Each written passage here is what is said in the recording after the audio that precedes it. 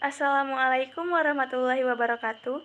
Perkenalkan, nama saya Dia Anandia Putri dari Prodi Arsitektur dengan NIM 142021032. Di sini saya akan menjelaskan tentang beberapa dasar-dasar akidah. Baik, saya akan menjelaskan pengertian tentang akidah. Menurut bahasa, akidah berasal dari kata akoda yang berarti buhul atau mahkota. Sedangkan secara istilah, akidah ialah sejumlah kebenaran yang dapat diterima secara umum oleh manusia berdasarkan fitrah, akal dan wahyu yang dipatrikan di dalam hati, diyakini kesahihannya dan ditolak kebenaran selainnya. Secara etimologi, akidah berasal dari kata akod yang berarti pengikatan. Maksudnya ialah mengikatkan hati terhadap sesuatu tanpa keraguan. Adapun secara syara, yaitu iman kepada Allah, malaikatnya, kitab-kitabnya, para rasulnya, dan kepada hari akhir serta qadar yang baik dan buruk sebagaimana tertuang di dalam rukun iman. Akidah secara syara terbagi menjadi dua, yaitu i'tiqadiyah dan amaliyah. Lalu selanjutnya saya akan menjelaskan tentang sumber akidah Islam.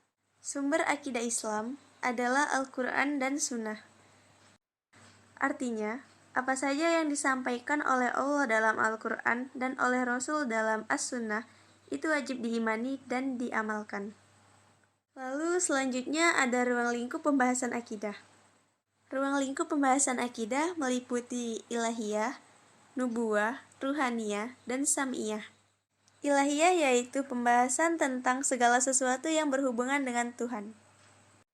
Sedangkan nubuwah yaitu pembahasan tentang nabi, rasul, kitab Allah, mukjizat, dan sebagainya. Lalu ruhaniyah yaitu pembahasan tentang segala sesuatu yang berhubungan dengan alam metafisik seperti malaikat, jin, ruh, iblis, dan sebagainya.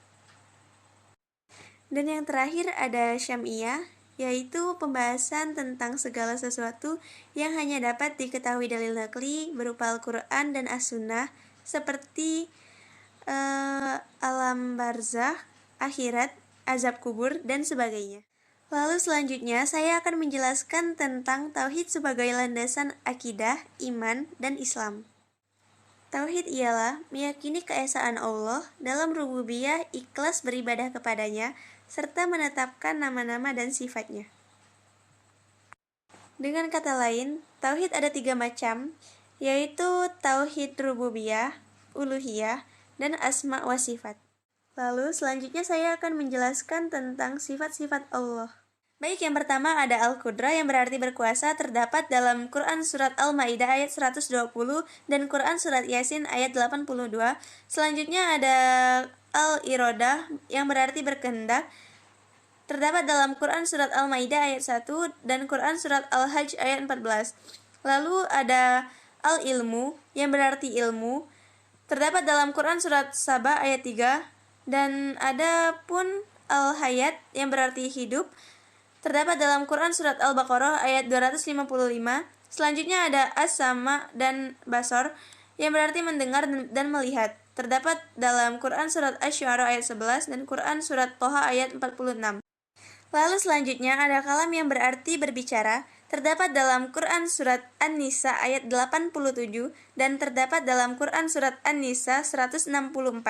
Selanjutnya ada Al-Istiwa ala Arsy yang berarti bersenayam di atas arsy, terdapat dalam Quran Surat Al-A'raf ayat 54, Quran Surat Ar-Ra'd ayat 2, dan terdapat dalam Quran Surat Toha ayat 5.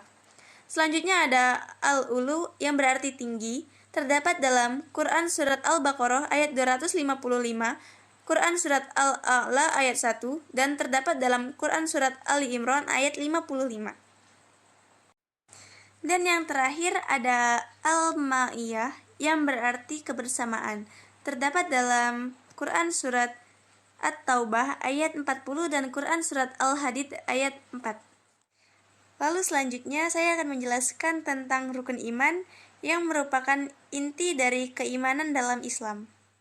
Terdapat 6 jumlah rukun iman, yaitu iman kepada Allah, iman kepada malaikat, iman kepada kitab Allah, iman kepada Rasul, iman kepada hari akhir, dan iman kepada qada dan qadar. Mengimani Allah dapat tempuh melalui dua cara, yaitu dengan membaca ayat-ayat qauliyah dan ayat-ayat kauniyah. Iman kepada Allah tidak cukup hanya di lisan, melainkan harus bersikap tauhid dalam niat, lisan, dan perbuatan, antara lain tauhid zat, tauhid sifat, tauhid wujud, tauhid af'al, tauhid ibadah, dan tauhid qasdi. Lalu selanjutnya saya akan menjelaskan tentang aplikasi tauhid dalam kehidupan sehari-hari. Aplikasi kehidupan terbagi menjadi 6 macam, yaitu mencintai Allah melebihi dari segalanya. Jika nama Allah disebut hatinya bergetar, lalu rela dengan hukum Allah dan Rasul-Nya. Selanjutnya ada melaksanakan ajaran secara totalitas, istiqomah dalam keislaman sampai akhir hayat. Selanjutnya ada menghindari perbuatan yang menjerumus ke syirik. Selanjutnya saya akan menjelaskan pengaruh pengamalan dua kalimat syahadat. Dua kalimat syahadat akan berpengaruh kepada 3 unsur, yaitu terhadap hati, terhadap akal, dan terhadap jasad. Lalu yang terakhir, saya akan menjelaskan tentang hal-hal yang membatalkan dua kalimat syahadat.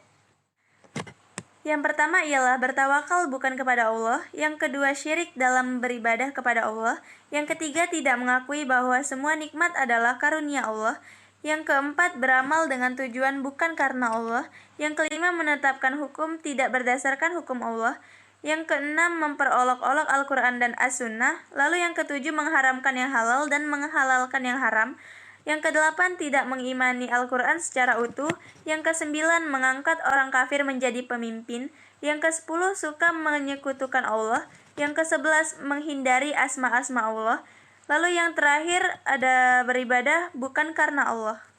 Baiklah, sekian yang dapat saya sampaikan. Wassalamualaikum warahmatullahi wabarakatuh.